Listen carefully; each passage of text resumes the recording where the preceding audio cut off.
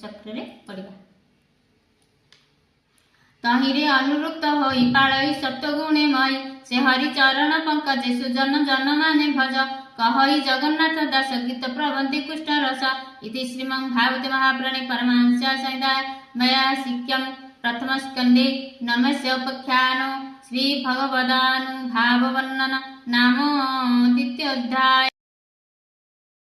द्वितीयोऽध्याय श्री सुतवाच सुत कहति सुदचिते हरसे मुनि कग्रते सुन सकल मुनि जने हरिचरित सावधाने सृष्टिर काले से मुरारी महापुरुष रूप धरी महतत्वादि अंगे पशी विराट रूपे ब्रह्मराशि कला से बहई षोडश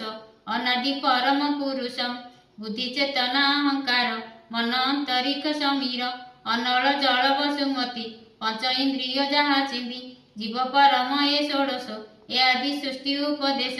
से सृष्टि संगे इच्छा करी जले जोग निद्रा विस्तारी से नाभि कमल कमल प्रकाशी आछे दिला जल भगवान चारिआडे जलमग्न भगवान आनंद शयन रे जोग निद्रा रे शोइथिले तापरे तांकर सृष्टि करिवार इच्छा हला तेणु से तांकर नाभि कमल रु पद्म उत्पन्न है पद्म रे ब्रह्मा सृष्टि है ब्रह्मा सृष्टि कहले जे ब्रह्मा भी जान पारे जे मु किए तापर मु किए चारिआडे चाहिए तांकर चतुर्मुख होइला तापर तांको आकाशवाणी है जे तप कर आकाशवाणी तप कले तांके तप करियारु भगवान चारि श्लोक रे ए भागवत को तांको बुझाइबारु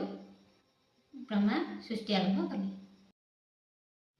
भीमस्यापि रणे भंगो मुनिरपि मतिभ्रमं यदि शुद्धम अशुद्धम वा मम दोष न विद्यते।